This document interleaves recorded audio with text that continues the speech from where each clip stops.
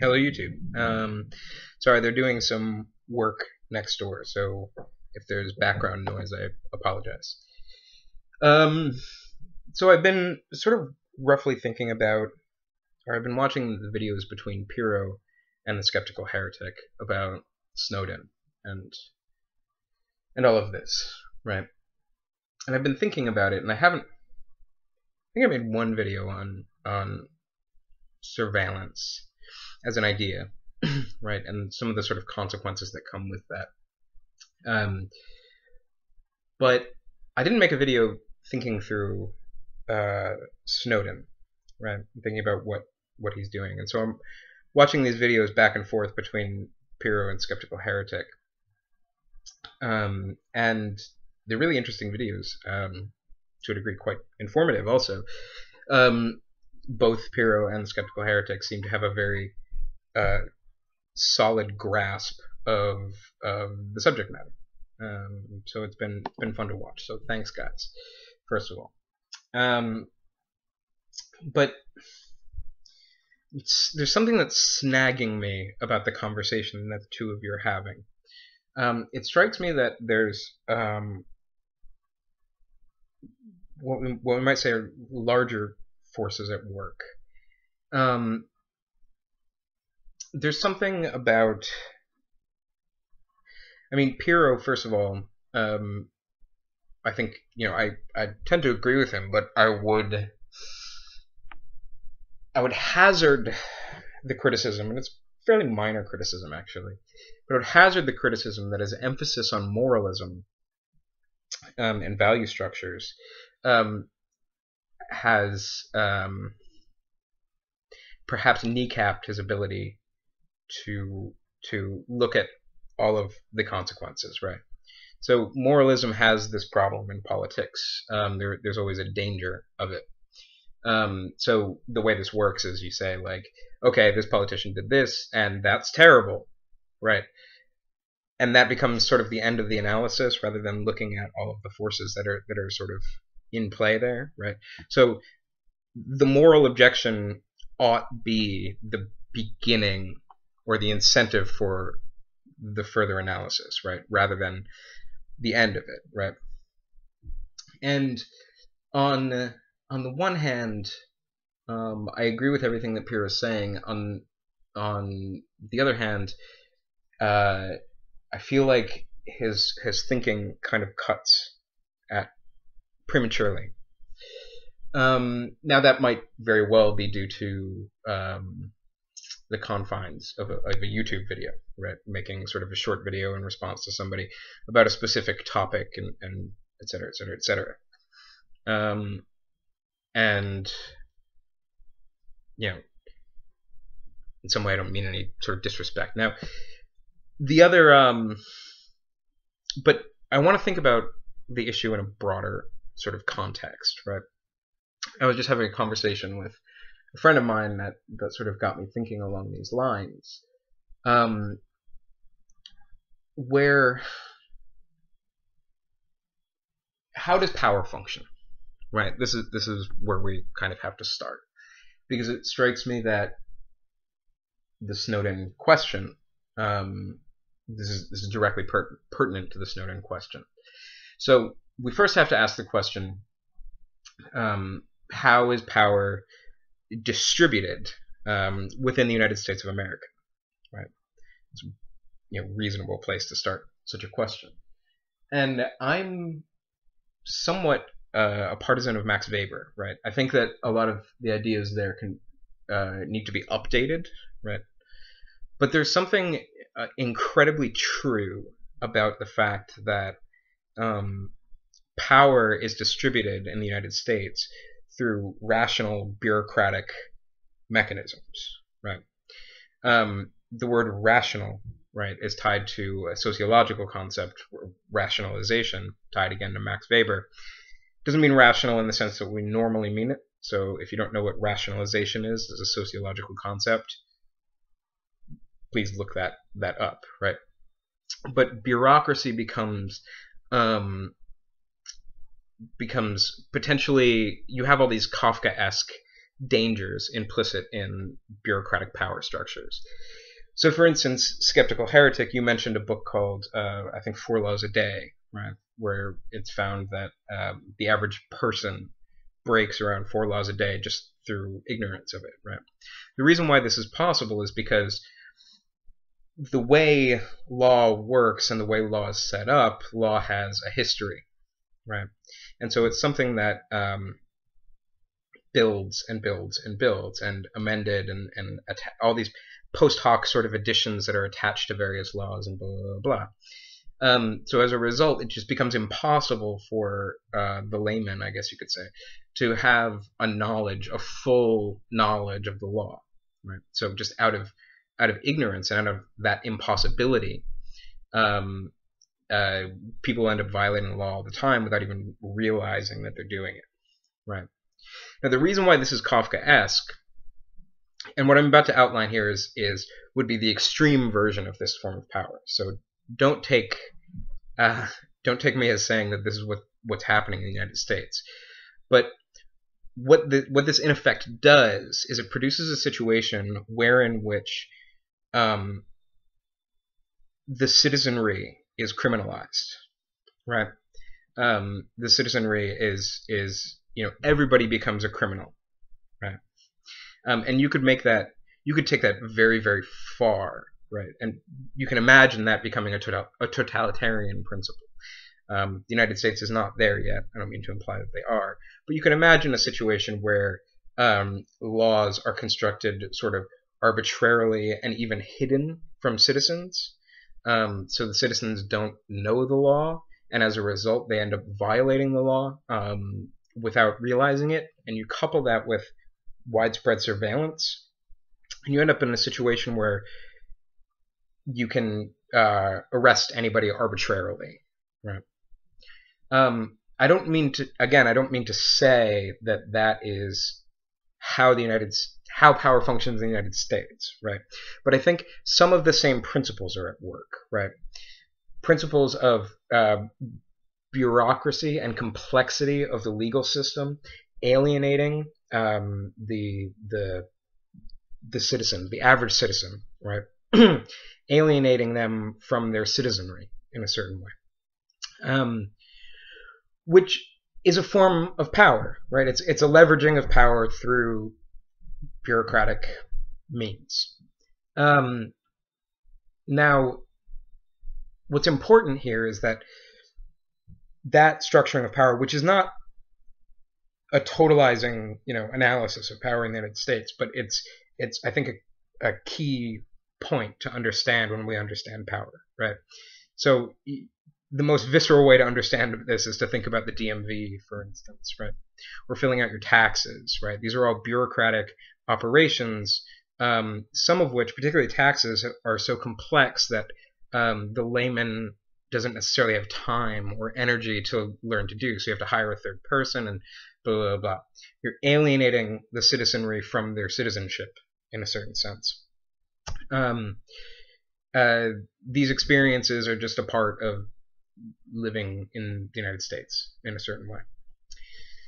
So that mechanism of the leveraging of power seems to me to be integral to the Snowden case, right? So Skeptical Heretic, your point, right, and Manning, right, these people, right, they haven't gone through the proper channels, right? That is, they didn't go through that bureaucratic apparatus to get their information out, right? And I think that you did make a value judgment. I remember seeing you saying something like, I'd be out there rooting for Manning too if he had gone through the proper channels, or something like that. So there's an implicit value judgment in that. It's not just a conversation about true and false and the facts, right? But put that aside.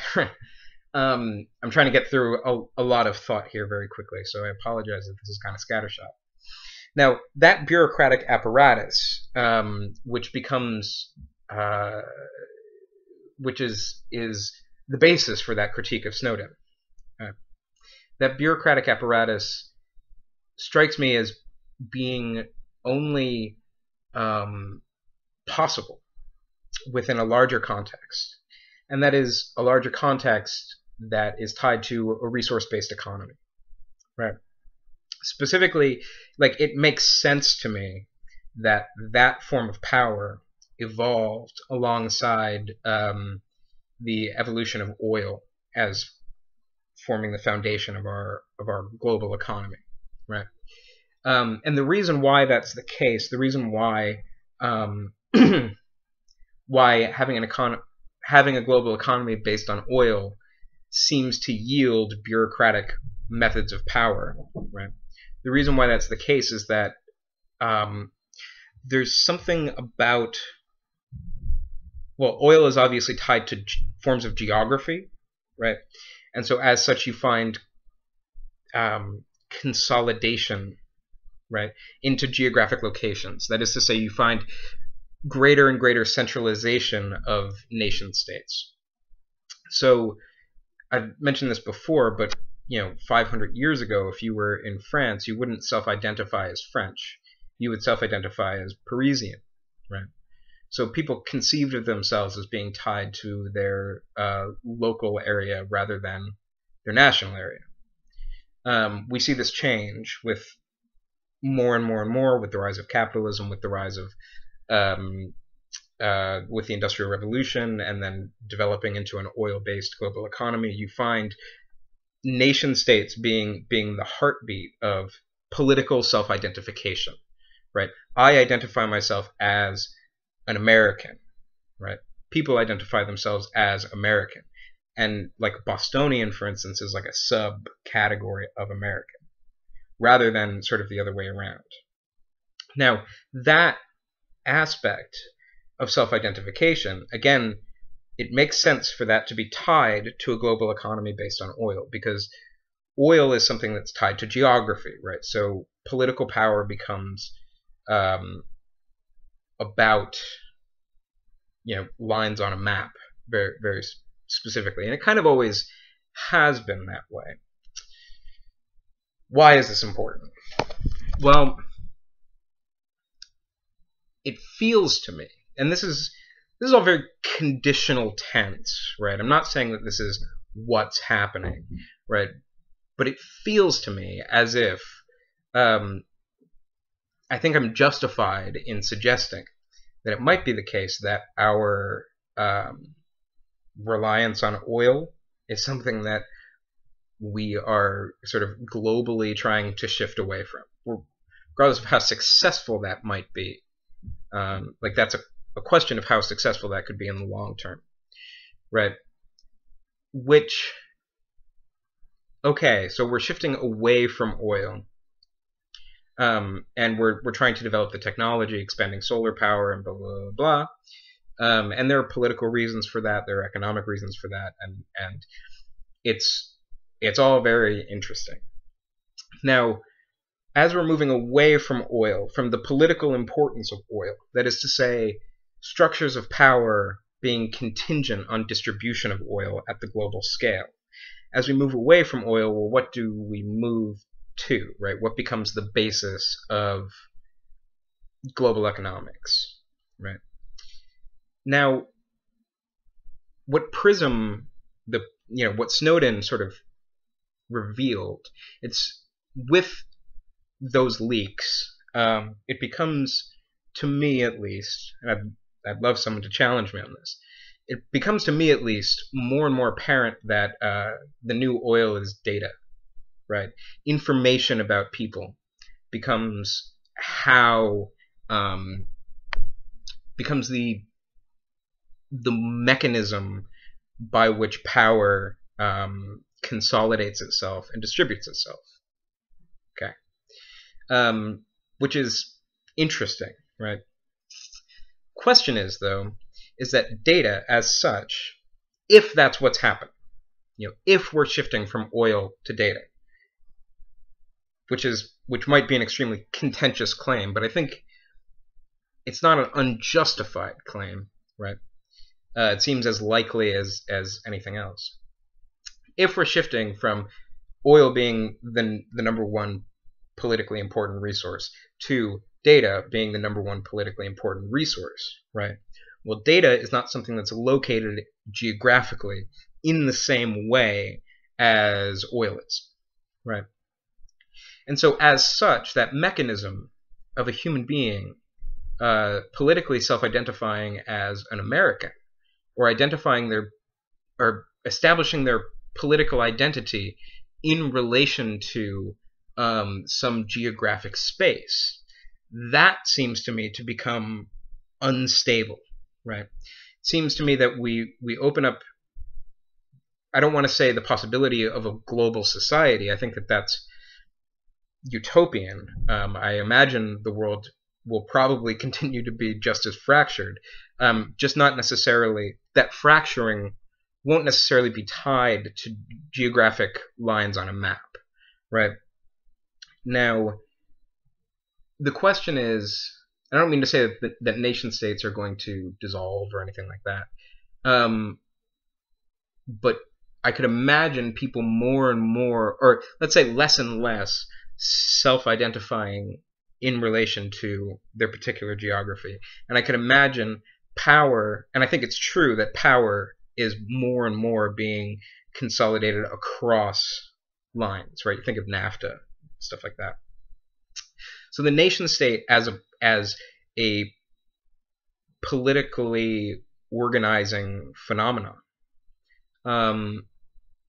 strikes me as being something that's diminishing since perhaps the end of World War II, and with the rise of the major corporation and blah blah blah.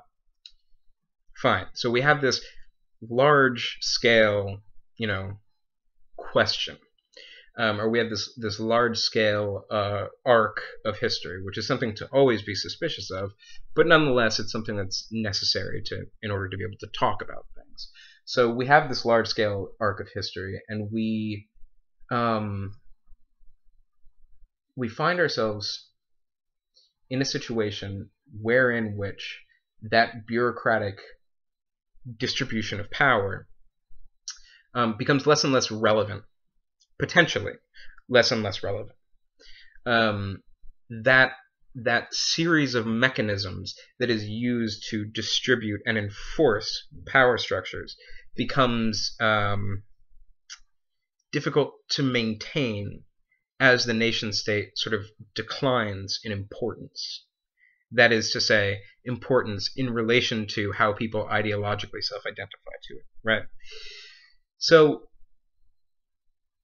that, all that being the case, right, in some way we could say that this begins to look like a picture of being caught between two worlds, right? And so my question for the both of you is that, given everything that I've just said, doesn't it strike you as being possible that someone like Snowden, sure, we can have a conversation about his actions in relation to the bureaucratic distribution of power within a nation state, or we could have that conversation in relation to distribution of power in relation to data and information and distribution of information around the world. And it strikes me that if you emphasize one, you get one series of judgments. If you emphasize the other, specifically the bureaucratic side of that, then you end up with a different series of judgments, which is where I think Skeptical Heretic kind of is situated in this conversation. So I guess I could ask the question, Skeptical Heretic, to you. Do you feel that, if you want to say that what, let's say, Bradley Manning did, or Snowden, or whoever, if you want to say that what they did is a criminal action because it did not conform to the bounds of the bureaucratic structure within which they were operating, that's certainly a true statement. However, can we not also suggest that within the larger context of this being a global issue, as PRISM specifically was a global issue, Bradley Manning's leaks were also global issues, within the framework of these being global issues that are tied to the distribution of information technologies, rather than the policies of an individual nation state, doesn't it strike you that the critique that you're leveraging against them seems provincial?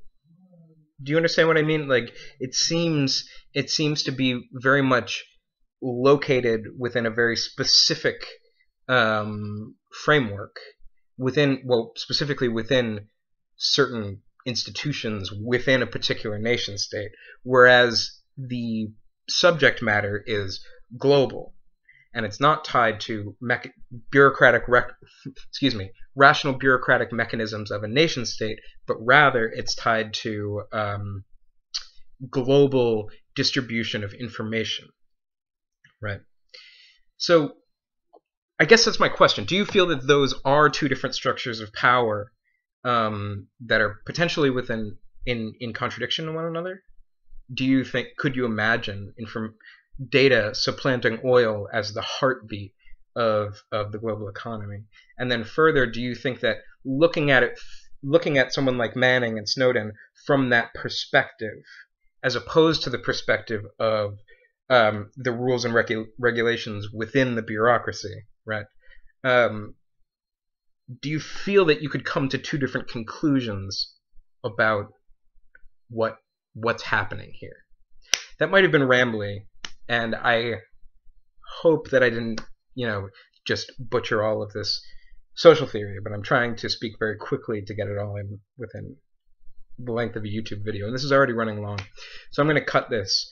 Comment, subscribe, and have a good day.